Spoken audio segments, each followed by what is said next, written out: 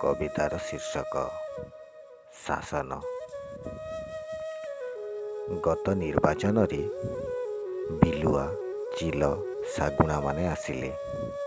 ଗତ ନିର୍ବାଚନରେ ବିଲୁଆ, ଚିଲ, ଶାଗୁଣାମାନେ ଆସିଲେ। ରକ୍ତ, ମାଂସ, ହାଡ଼ ଲୋଭରେ ଆମ ପାଖେ ପ୍ରତିଶ୍ରୁତିର ପାହାଡ଼ ତିଆରିଲେ। ଗଛ ହବ, ଜଙ୍ଗଲ ହବ, ପାହାଡ଼ ହବ, ନଈ ହବ, ନାଳ ହବ, ନିଜ ରାଜ୍ୟର ମାଲିକ ହବ କହି ଆମ ନଖରେ ନୀଳ ରଙ୍ଗ ମାରିଲେ। ଗଛ ହବ, ଜଙ୍ଗଲ ହବ, ପାହାଡ଼ ହବ, ନଈ ହବ, ନାଳ ହବ, ନିଜ ରାଜ୍ୟର ମାଲିକ ହବ କହି ଆମ ନଖରେ ନୀଳ ରଙ୍ଗ ମାରିଲେ।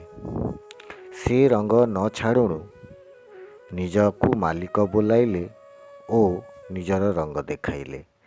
ସେ ରଙ୍ଗ ନ ଛାଡ଼ୁଣୁ ନିଜକୁ ମାଲିକ ବୋଲାଇଲେ ଓ ନିଜର ରଙ୍ଗ ଦେଖାଇଲେ।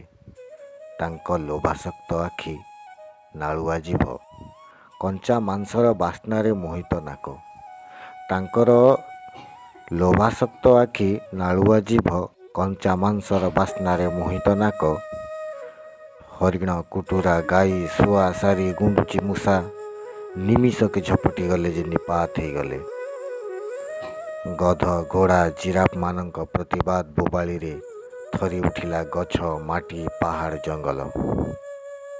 ଗଧ, ଘୋଡ଼ା, ଜିରାଫମାନଙ୍କ ପ୍ରତିବାଦ ବୋବାଳିରେ ଥରି ଉଠିଲା ଗଛ, ମାଟି, ପାହାଡ଼, ଜଙ୍ଗଲ।